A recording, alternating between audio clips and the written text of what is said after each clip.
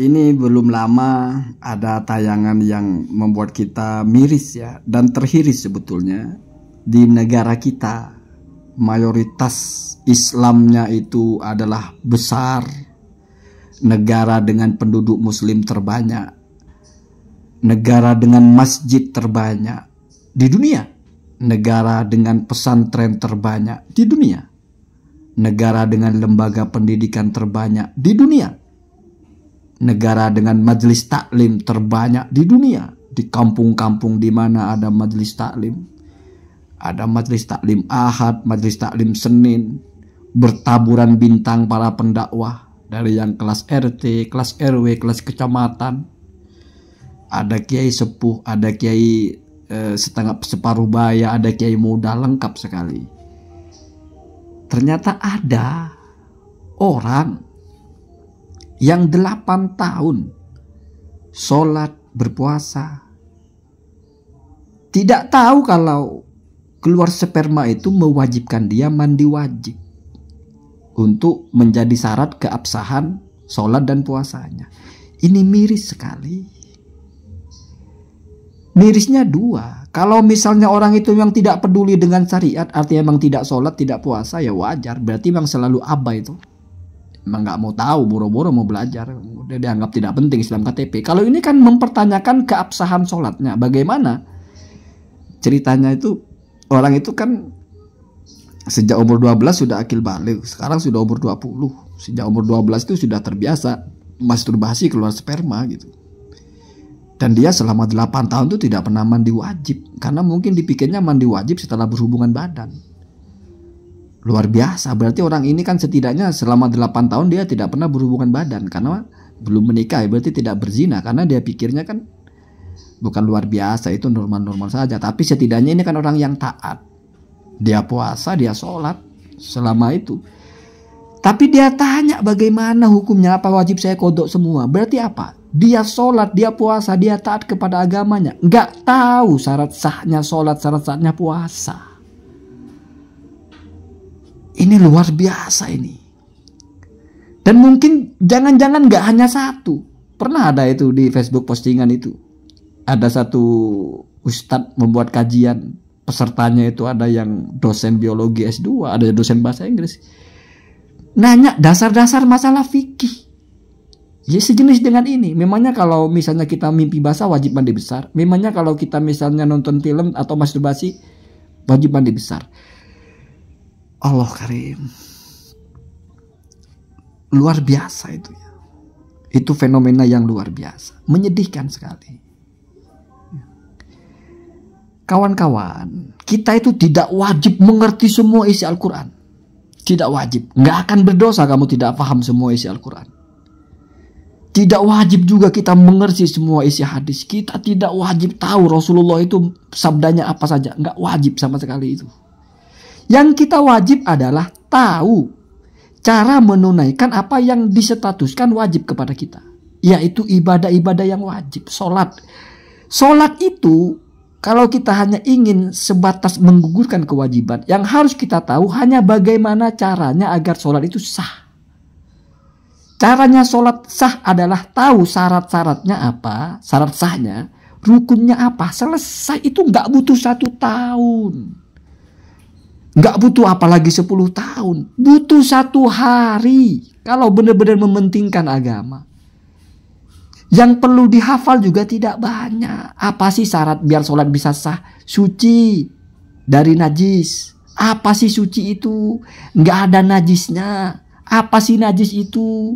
Kotoran, misalnya darah, misalnya. Itu sudah menyebar di mana-mana buku panduan. Apa sih rukun sholat? Apa sih yang dimaksud dengan suci dari hadas? Apa sih yang mewajibkan orang mandi besar?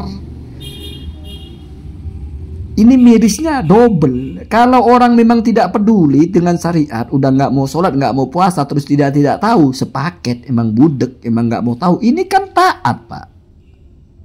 Sholat dia, puasa dia. Tapi nggak tahu bahwa mandi besar itu adalah syarat sahnya puasa, syaratnya sahnya sholat. Atau mungkin dia tahu harus suci dari hadas besar itu adalah sah-sahnya, tapi dia tidak tahu kalau keluar sperma itu adalah dia berhadas posisinya. Waliyadzubillah ya. Tidak etis juga kalau kita mengutuk-ngutuk orang seperti ini. Saya justru apresiasi. Setidaknya dia masih berani bertanya. Ada di mana orang-orang seperti itu? Tinggal di mana dia? Apa tetangganya nggak ada yang tahu satupun? Apa keluarganya nggak ada yang tahu satupun? Apa temennya nggak ada yang tahu satupun? Atau apa?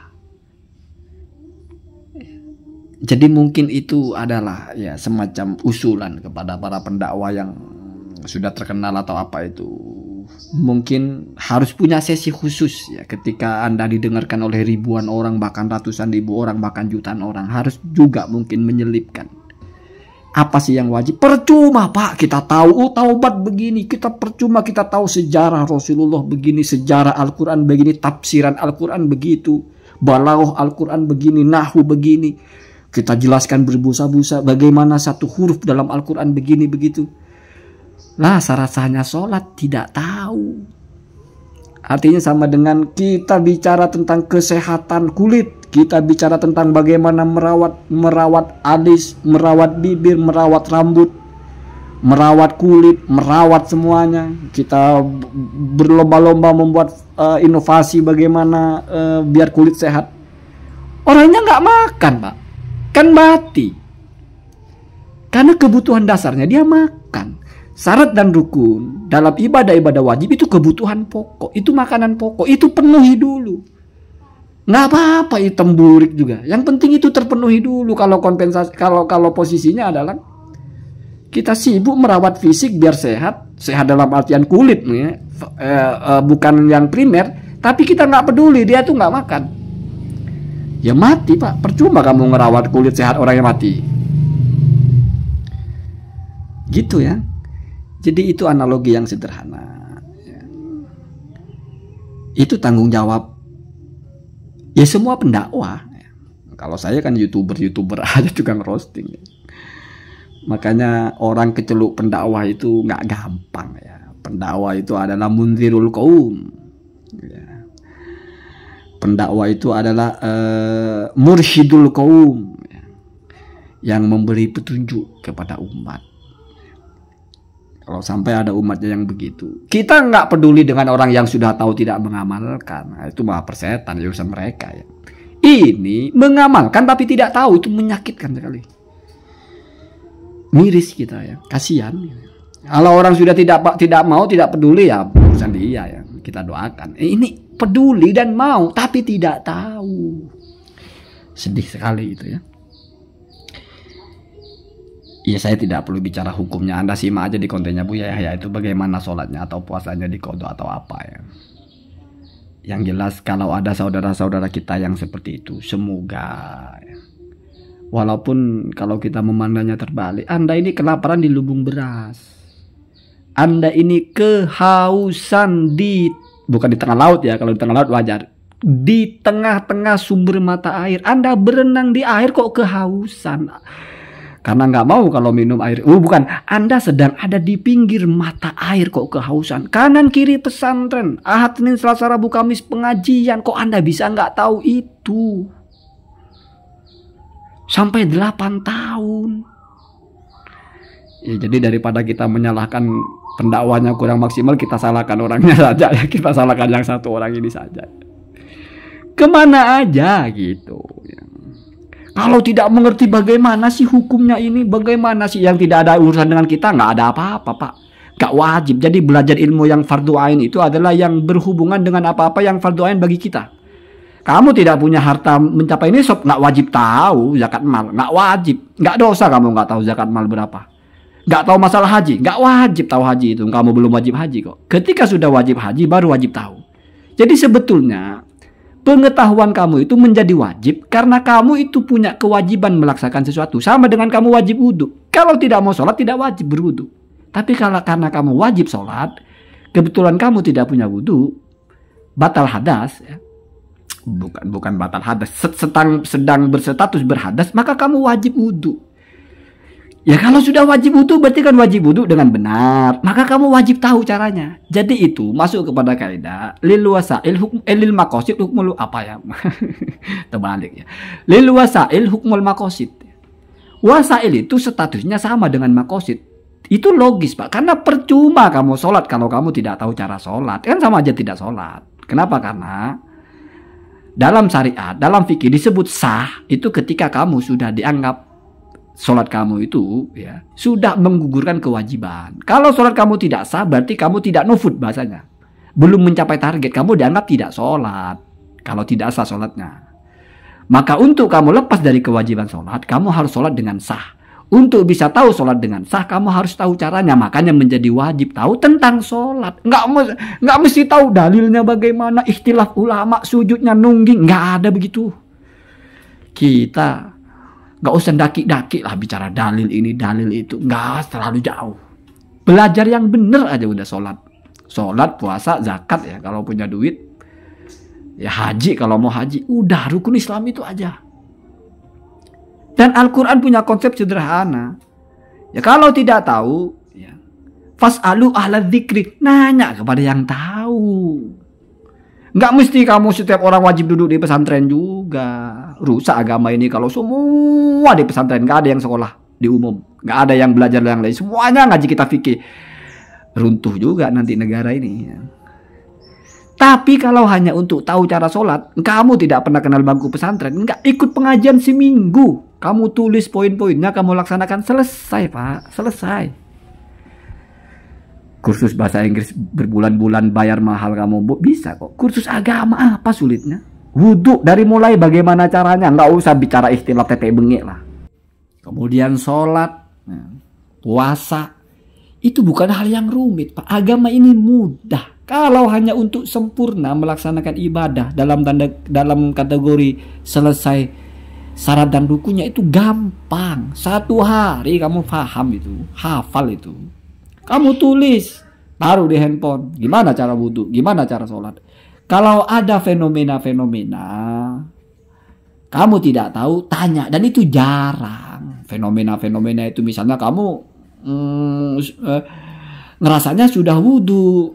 Kemudian sholat. Setelah sholat kamu ternyata ingat. Oh iya tadi saya batal wudhunya. Bagaimana caranya? Akan gitu ya. Itu sesuatu yang jarang-jarang terjadi. Baru mungkin hal-hal seperti itu kamu tanya. Gampang-gampangnya sholat lagi lah. Gak usah pusing-pusing. Bang kalau sholat lagi kamu rugi apa? Begitu. Jadi gampangnya orang awam itu kalau ragu sah nggak sah sudah anggap tidak sah lah. Ulang lagi. Kenapa? Karena kalau kamu ngulang lagi walaupun ternyata yang awalnya sah. Kamu nggak rugi. Tapi kalau kamu tidak ngulang lagi ternyata tidak sah. Kamu rugi, kamu kehilangan kewajiban kamu. Gampang-gampangnya begitu orang awam itu. Kalau sudah ragu sah nggak sah, udah anggap tidak sah, ulang lagi. Apa sulitnya wudhu lagi? Apa sulitnya sholat lagi? Ya sama dengan kamu, apalah bahasanya, ngasih punya peliharaan, kamu yakin ini sudah dikasih makan apa enggak sih? Ya kita kasih lagi lah. Kalau dia kenyang nggak mungkin dimakan, nggak apa-apa, nggak akan mati karena kebanyakan daripada ternyata belum dikasih lalu mati. Itu namanya kita mementingkan. Udah. Gak usah terlalu rumit dengan istilah. Menurut ini ya tidak wajib. Menurut itu tidak perlu itu tetek bengi itu. Berbusa-busa kita bicara daki-daki ya. Tapi kenyataannya masyarakat kita itu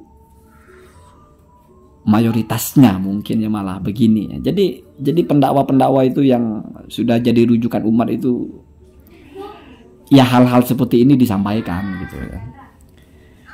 Biar nggak seperti tadi itu kita merawat rambut dia, kita merawat kukunya, kita nggak kasih makan, mati Pak.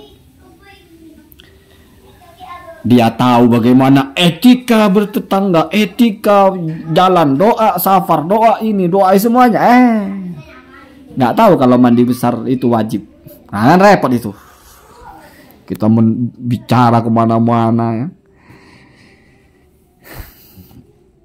Apakah tidak penting bicara itu? Penting. Tapi yang lebih penting jangan diabaikan. Begitu ya. Allahumma dina ada